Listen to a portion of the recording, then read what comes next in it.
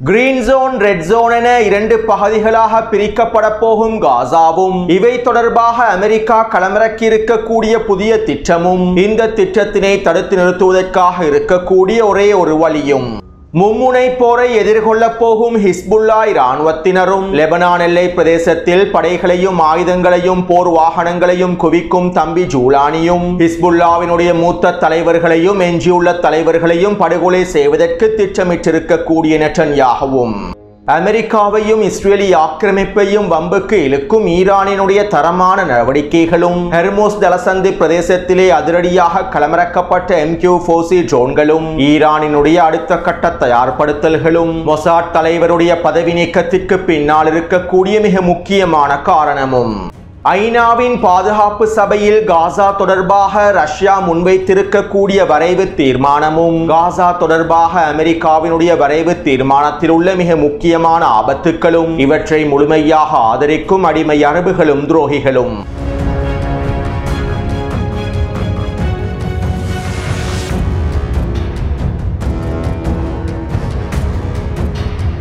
ஐக்கிய அரபு அமீரகத்திலிருந்து மார்ஷல் தீவினுடைய கொடியுடன் சிங்கப்பூரை நோக்கி சென்று கொண்டிருந்த டலாரா என்கின்ற எண்ணெய் சரக்கு கப்பலை ஈரானி IRGC கடற்படையினர் கைப்பற்றியுள்ளார்கள். இவை தொடர்பான தகவல்களை நேற்றைய காணொளியில் குறிப்பிட்டிருந்தேன். தற்போது ஈரானினால் கைப்பற்றப்பட்டிருக்கக்கூடிய குறித்த எண்ணெய் சரக்கு கப்பல் தொடர்பான மேலதிக தகவல்கள் வெளியாகியுள்ளன. அதாவது குறித்த டலாரா என்கின்ற மிகப்பெரிய எண்ணெய் சரக்கு கப்பலானது சைப்ரஸ் நாட்டிலே இயங்கக்கூடிய கொலம்பியா என்கின்ற நிறுவனத்துடன் சம்பந்தப்பட்டுள்ள அசர்பைஜானினுடைய அதிபர் இல்ஹாம் அலியேவினுடைய குடும்பத்துடன் சம்பந்தப்பட்டிருக்கக்கூடிய யூத கோடீஸ்வர வியாபாரி ஒருவருக்கு சொந்தமான எண்ணெய் கப்பலாகும். குறித்த சரக்கு கப்பலில் கொண்டு செல்லப்படக்கூடிய எண்ணெயானது அமெரிக்காவுக்கு சொந்தமான எண்ணெயாகும். அதாவது ஜியோனிச தொழிலதிபருக்கு சொந்தமான சரக்கு கப்பலில் சென்ற அமெரிக்க எண்ணெய்களை ஈரானி IRGC குதுஸ் படையினர் முழுமையாக கைப்பற்றியுள்ளார்கள். தற்போது குறித்த எண்ணெய் சரக்கு கப்பலானது ஈரானிய துறைமுக நோக்கி நகர்த்தப்பட்டிருப்பதாக தெரிவிக்கப்படுகின்றது.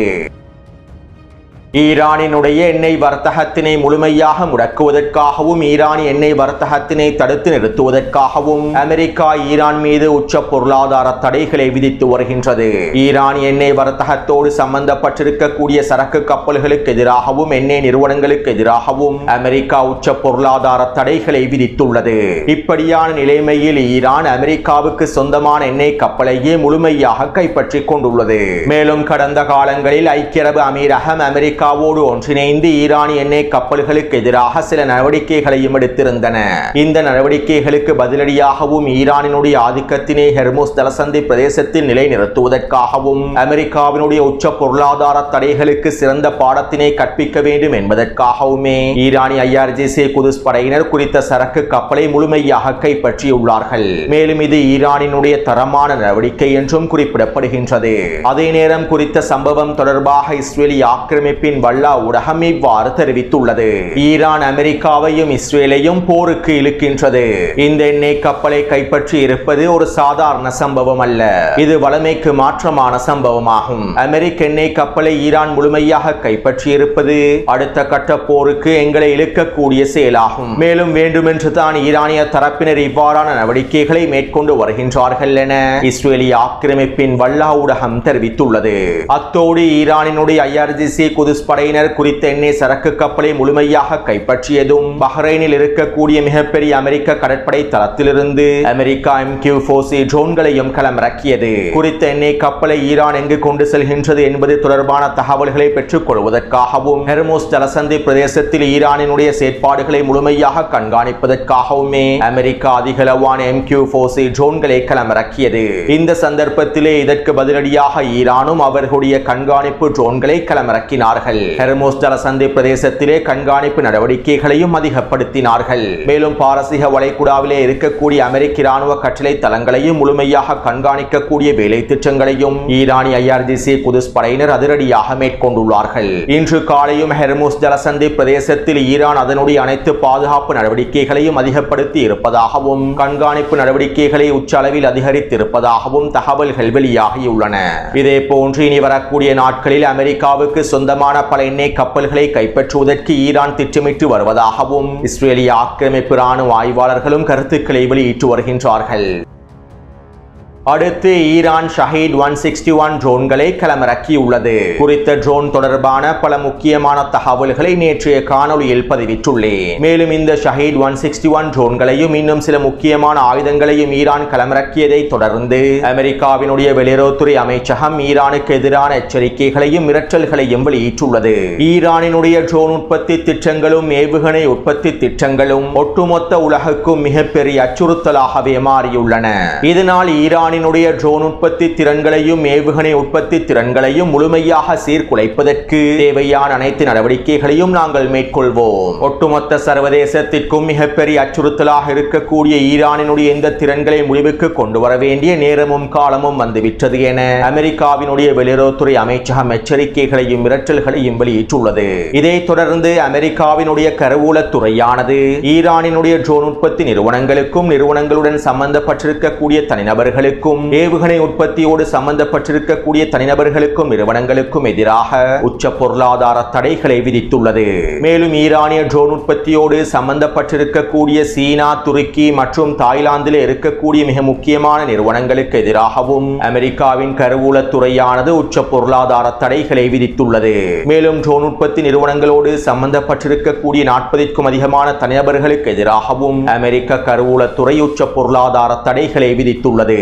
இருப்பினும் அமெரிக்காவினுடைய இந்த உச்ச பொருளாதார தடைகளினால் ஈரானினுடைய ட்ரோன் உற்பத்தி திறன்களோ ஏவுகணை உற்பத்தி திறன்களோ முடக்கப்பட போவதில்லை. இதற்கு மாற்றமாக ஈரான் ட்ரோன் உற்பத்திகளையும் ஏவுகணை உற்பத்திகளையும் பல மடங்கினால் அதிகரிக்கவே போகின்றது. அடுத்து இஸ்ரேலிய ஆக்கிரமிப்பின் மூலோபாய விவகார அமைச்சர் ரொன் டெர்மன் தன்னுடைய பதவியினை ராஜினாமா செய்துள்ளார். மேலும் மொசாட் உளவு பிரிவினுடைய தலைவரான டேவிட் பெர்னியாவும் தன்னுடைய பதவியை ராஜினாமா செய்ய போவதாக தகவல்கள் வெளியாகி இருந்தன. ஆனால் உண்மையில் மொசாடினுடைய தலைவர் டேவிட் பெர்னியா பதவியை ராஜினாமா செய்யவில்லை. நெட்டன்யாகுவே பதவியை ராஜினாமா செய்யுமாறு அவரை கட்டாயப்படுத்தி இருப்பதாகவும் தலைவர் பதவியிலிருந்து விரைவாக வெளியேறி விடுமாறு நெட்டன்யாகு மிரட்டல்களை வெளியிட்டிருப்பதாகவும் தற்போது இஸ்ரேலிய ஆக்கிரமிப்பு ஊடகங்களின் மூலமாக தகவல்கள் கசிவடைந்துள்ளன. மேலும் இவ்வாறு நெட்டன்யாகு மொசாடினுடைய தலைவர் டேவிட் பெர்னியாவை நீக்குவதற்கு பின்னால் இருக்கக்கூடிய காரணங்களையும் சில இஸ்ரேலிய ஆக்கிரமிப்பு ஊடகங்கள் வெளிப்படுத்தியுள்ளன. அதாவது 12 நாள் போரின் போது ஈரானுக்குள்ளே ஆட்சி மாற்றத்தினை ஏற்படுத்துவதற்காகவும் ஈரானினுடைய உச்ச தலைவரையும் ஏனைய முக்கியமான தலைவர்களையும் படுகொலை செய்வதற்காகவும் அவசரமாக ஈரானை சீர்குலைப்பதற்காகவும் நெட்டன்யாகு மொசாடினுடைய தலைவருக்கு உத்தரவிட்டுள்ளார். இருப்பினும் மொசாட் உளவு பிரிவினால் இந்த இலக்குகளை அடைந்து கொள்ள முடியவில்லை. மொசாடின் திட்டங்களுக்கு அமைவாக ஈரானுக்குள்ளே ஆட்சி மாற்றத்தினை ஏற்படுத்தவும் முடியவில்லை. ஈரானிய அரசாங்கத்திற்கு எதிரான படுகொலை தாக்குதல்களை தொடர்வதற்கு முடியவில்லை. எனவே அடுத்தடுத்த இந்த தோல்வியின் காரணத்தினாலேயே அமெரிக்காவை வைத்து பேச்சுவார்த்தைகளை மேற்கொண்டு யுத்த நிறுத்தத்தினை ஏற்படுத்த வேண்டிய தேவை ஏற்பட்டது. 12 நாள் போரின் போது மொசாடினால் ஈரானுக்குள் ஆட்சி மாற்றத்தினை ஏற்படுத்த முடியாமல் போனதன் காரணத்திற்காகவே தற்போது நெட்டன்யாகு மொசாடினுடைய தலைவரை பதவியிலிருந்து நீக்குவதற்கான மிரட்டல்களை வெளியிட்டிருப்பதாக இஸ்ரேலிய ஆக்கிரமிப்பு ஊடகங்களே செய்திகளை வெளியிட்டுள்ளன. அடுத்து ஈராக்கிலே பாராளுமன்ற தேர்தல் வெற்றிகரமாக நடைபெற்று முடிந்துள்ளது. மேலும் இந்த பாராளுமன்ற தேர்தலில் அமெரிக்காவினுடைய காய் நகர்த்தல்களும் துருக்கியினுடைய காய் நகர்த்தல்களும் வெற்றி பெறவில்லை. இப்படியான நிலைமையில் ஈராக்குக்கான அமெரிக்க தூதர் மார்க் சவாயா இவ்வாறு தெரிவித்துள்ளார். ஈராக்கிய பாராளுமன்ற தேர்தல் முடிவுகளுக்கு அமைவாக ஈராக்கிய அரசாங்கத்திற்கு நான் வாழ்த்துக்களை தெரிவித்துக் கொள்கின்றேன். மேலும் ஈராக்கினுடைய எதிர்காலம் சிறப்பாக இருக்க வேண்டுமாக இருந்தால் ஈராக்கினுடைய ஸ்திரத்தன்மையை தொடர்ச்சியாக பேண வேண்டுமாக இருந்தால் ஈராக்கிற்குள்ளே இருக்கக்கூடிய எதிர்ப்பு அச்சுக்களும் எதிர்ப்பு குழுக்களும் முழுமையாக நிராயுதபாணியாக்கப்பட வேண்டும். அமெரிக்க நிர்வாகத்தினால் தடை செய்ய பட்டியலிலே இணைத்துக் கொள்ளப்பட்டிருக்கக்கூடிய ஈராக்கினுடைய 6 ஆயுத குழுக்களும் ஈராக்கினுடைய அரசாங்கத்தோடு எந்தவிதமான தொடர்புகளையும் வைத்திருக்க கூடாது. ஈராக்கில் இருக்கக்கூடிய இந்த எதிர்ப்பு குழுக்களுக்கான அங்கீகாரம் ஈராக்கிய அரசாங்கத்தினால் வழங்கப்படக்கூடாது. இந்த ஆயுத குழுக்களை முழுமையாக நிராயுதபாணியாக்கும் வரை நாங்கள் ஈராக்கோடு தொடர்ச்சியாக இணைந்து வேலை திட்டங்களை மேற்கொள்வோம் என ஈராக்குக்கான அமெரிக்க தூதர் மார்க் சவாயா தெரிவித்துள்ளார். அடுத்து லெபனானிலே இஸ்ரேலிய ஆக்கிரமிப்பு ராணுவம் தொடர்ச்சியான தாக்குதல்களை மேற்கொண்டு வருகின்றது. நேற்று மாலை 2 வான்வழி தாக்குதல்களையும் நேற்றிரவு 5க்கும் அதிகமான வான்வழி தாக்குதல்களையும் இன்று காலை தெற்கு லெபனான் பிரதேசத்தில் 2 ட்ரோன் தாக்குதல்களையும் இஸ்ரேலிய ஆக்கிரமிப்பு மேற்கொண்டுள்ளது. அது மட்டுமல்லாமல் தெற்கு லெபனானினுடைய எல்லை பிரதேசங்களினூடாக போர் வாகனங்களை நகர்த்துவதற்கும் இஸ்ரேலிய ஆக்கிரமிப்பு முயற்சி செய்து வருகின்றது. அத்தோடு இனிவரக்கூடிய நாட்களில் ஹிஸ்புல்லா ராணுவத்திலே எஞ்சிருக்கக்கூடிய மூத்த தலைவர்களை இலக்கு வைத்தும் மூத்த தளபதிகளையும் முக்கியமான புள்ளிகளையும் இலக்கு வைத்தும் மிகப்பெரிய படுகொலை தாக்குதல் ஒன்றை மேற்கொள்வதற்கு நெட்டன்யாஹு உத்தரவிட்டிருப்பதாக தகவல்கள் வெளியாகியுள்ளன. ஹிஸ்புல்லாஹ் இராணுவத்திற்கு எதிரான அடுத்த தாக்குதலானது மிகப்பெரிய படுகொலை தாக்குதலாகவே அமைந்திருக்கும் என்றும் ஹிஸ்புல்லாவினுடைய எஞ்சிய தலைவர்களையும் மூத்த தலைவர்களையும் முழுமையாக படுகொலை செய்வதன் மூலமாக ஹிஸ்புல்லாவை நிராயுதபாணியாக்க முடியும் என்றும் நெட்டன்யாஹு நம்புவதாக இஸ்ரேலிய ஆக்கிரமிப்பு ஊடகங்கள் செய்திகளை வெளியிட்டுள்ளன. அடுத்து நாங்கள் ஹமாஸுக்கு எதிராகவும் ஹிஸ்புல்லாவுக்கு எதிராகவும் ஈரானுக்கு எதிராகவும் எதிர்ப்பற்றுக்களுக்கு எதிராகவும் ஜூலானியையும் சிரியாவையும் பயன்படுத்திக் கொள்வோம் என்றும் சிரியா எங்களோடு இணைந்து ஈரானிய அச்சுக்களை முழுமையாக அளிப்பதற்கு ஒத்துழைப்புகளை வழங்கும் என்றும் அமெரிக்க தூதர் டொம்பெராக் வெளிப்படையான அறிவிப்புகளை வெளியிட்டிருந்தார். இதற்கமைவாக தற்போது லெபனான் சிரியா எல்லை பிரதேசத்திலே தம்பி ஜூலானி அவருடைய படைகளை குவித்து வருகின்றார். தம்பி ஜூலானியினுடைய எஸ்டிஎஸ் படைக்குழுக்களும் எஸ்டிஎஸ் படைக்குழுக்களோடு சம்பந்தப்பட்டிருக்கக்கூடிய பல வெளிநாட்டு பயங்கரவாத குழுக்களும் சில ISIS பயங்கரவாத குழுக்களும் ஒன்றிணைந்தே குறித்த பிரதேசத்தில் களமிறக்கப்பட்டுள்ளன. அதிலும் குறிப்பாக லெபனான் சிரியா எல்லை பிரதேசமான குசைர் பிரதேசத்திலேயே தம்பி ஜூலானி அவருடைய பயங்கரவாத படைகளை களமிறக்கியுள்ளார். அல் குசைர் பிரதேசம் என்பது ஹிஸ்புல்லாஹ் இராணுவத்திற்கு ஆயுத பரிமாற்றத்தை மேற்கொள்ளக்கூடிய மிக முக்கியமான பிரதேசமாகும். அல் குசைர் பிரதேசத்தினூடாகவே ஹிஸ்புல்லாஹ் இராணுவத்தினர் பல வழிகளை பயன்படுத்தி ஆயுத பரிமாற்றங்களை மேற்கொண்டு வருகின்றார்கள். எனவே இப்படியான நிலைமையில் இஸ்ரேலிய ஆக்கிரமிப்பு ஹிஸ்புல்லாஹ் இராணுவத்திற்கு எதிரான அடுத்த கட்ட போரை ஆரம்பிக்கும் சந்தர்ப்பத்தில் லெபனான் எல்லை பிரதேசமான குசைர் பிரதேசத்தில் ஹிஸ்புல்லாவுக்கு எதிரான தாக்குதல்களை ஆரம்பிப்பதற்காகவே தற்போது தம்பி ஜூலானியினுடைய படைகள் குறித்த பிரதேசங்களில் களமிறக்கப்பட்டுள்ளன. அமெரிக்காவினதும் இஸ்ரேலிய ஆக்கிரமிப்பினதும் வழிகாட்டுதல்களுக்கு அமைவாகவே தம்பி ஜூலானி அவருடைய படைகளை லெபனான் எல்லை பிரதேசத்தில் முழுமையாக களமிறக்கியுள்ளார். அதே போன்று லெபனானுக்குள்ளே இருக்கக்கூடிய ISIS பயங்கரவாத குழுக்களும் இன்னும் ஏனைய பயங்கரவாத குழுக்களும் இஸ்ரேலிய ஆக்கிரமிப்போடும் தம்பி ஜூலானியோடும் ஒன்றிணைந்து ஹிஸ்புல்லாஹ் இராணுவத்திற்கு எதிரான தாக்குதல்களை ஆரம்பிப்பதற்கு தயாராகி வருவதாக தகவல்கள் கசிவடைந்துள்ளன. அதாவது லெபனானிய களத்திலே ஹிஸ்புல்லாஹ் இராணுவத்தினர் மும்முனை போரை எதிர்கொள்ள வேண்டிய சூழ்நிலைக்கு தள்ளப்பட்டுள்ளார்கள். மேலும் தற்போது இந்த வேலை திட்டங்களை நடைமுறைப்படுத்தும் நோக்கத்திலேயே தம்பி ஜூலானியினுடைய பயங்கரவாத படைகளும் லெபனானுக்குள்ளே இருக்கக்கூடிய ISIS பயங்கரவாத படைகளும் இஸ்ரேலிய ஆக்கிரமிப்பும் ஹிஸ்புல்லாஹ் இராணுவத்திற்கு எதிரான அடுத்த கட்ட தாக்குதல்களை ஆரம்பிப்பதற்கு தயாராகி வருகின்றார்கள்.